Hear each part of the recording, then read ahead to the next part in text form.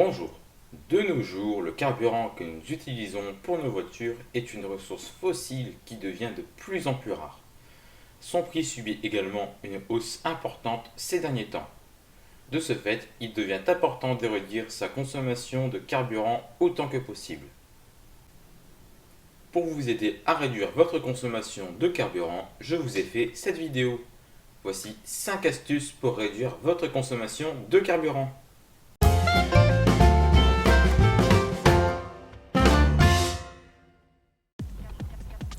Commençons tout de suite avec une première astuce, passez vos vitesses au bon moment.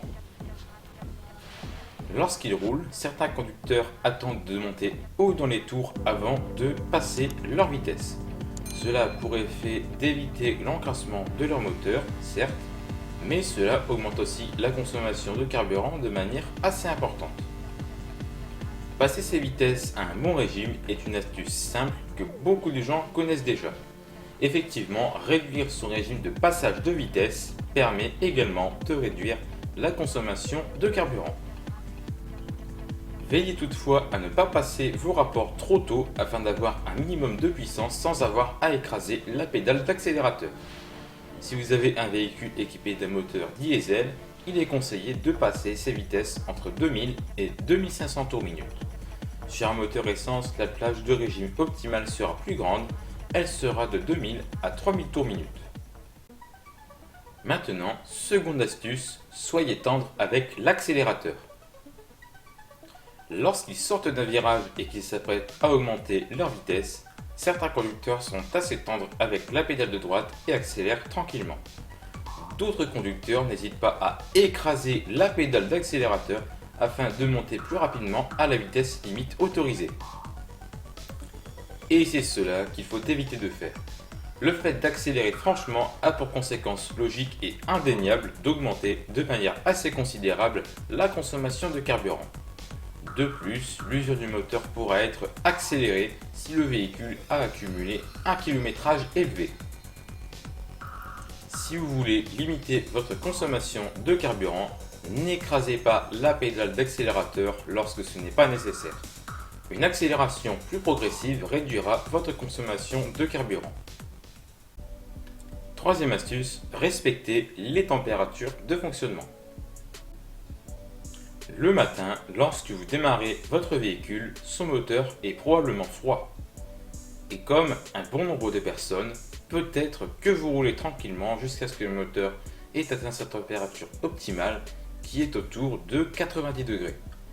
Mais peut-être aussi que vous faites comme d'autres qui montent dans les tours malgré que le moteur ne soit pas à la bonne température de fonctionnement.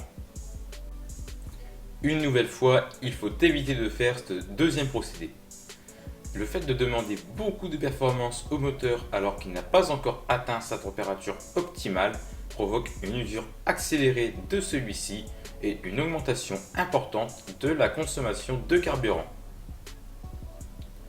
De ce fait, il vous est donc recommandé de ne pas dépasser 2500 tours minute jusqu'à ce que le moteur ait atteint une température d'environ 80 degrés. Vous éviterez ainsi une surconsommation de carburant et vous préserverez la mécanique. Passons maintenant à la quatrième astuce, limiter l'utilisation de la clim. Si votre véhicule est équipé d'une climatisation, il est fort probable que pendant un trajet, vous utilisiez cette clim afin de conserver une température agréable dans l'habitacle. Cependant, c'est un système qui nécessite une alimentation provenant du moteur. Par conséquent, l'utilisation de la clim augmentera la consommation de carburant de votre moteur. Plus la température régulée est basse, plus la consommation de carburant est élevée. Pour cela, je vous recommande donc d'éteindre la climatisation ou de limiter sa puissance lorsque la température de l'air est supportable dans l'habitacle de votre véhicule. Vous économiserez le gaz du système et vous aurez également une consommation de carburant plus faible. Et voici maintenant la cinquième et dernière astuce, garder un véhicule bien entretenu. Si vous êtes un bon conducteur, vous faites l'entretien de votre véhicule en temps et en heure et vous contrôlez régulièrement les niveaux. En revanche, si vous êtes un mauvais conducteur, la date d'entretien de votre véhicule est probablement dépassée et les niveaux sont probablement à compléter. Or, un mauvais entretien du véhicule signifie également que les pièces d'usure ont effectué plus de kilomètres que ce qui est préconisé par le fabricant. Ces pièces n'ont alors plus de garantie d'efficacité et peuvent nuire au bon fonctionnement du moteur ainsi qu'à sa consommation de carburant. Par exemple, un filtre à air encrassé peut faire consommer 15% de carburant supplémentaire. Il est donc impératif de conserver un véhicule entretenu en temps et en heure. Il faut aussi penser à régulièrement contrôler les différents niveaux et les compléter si c'est nécessaire. Vous pourrez ainsi fortement limiter les risques de panne coûteuses et vous pourrez également éviter une augmentation de la consommation de carburant. Et donc voilà, cette vidéo se termine. Merci de l'avoir regardée jusqu'à sa fin. Si elle vous a plu ou qu'elle vous a aidé, n'hésitez pas à la liker et à la partager.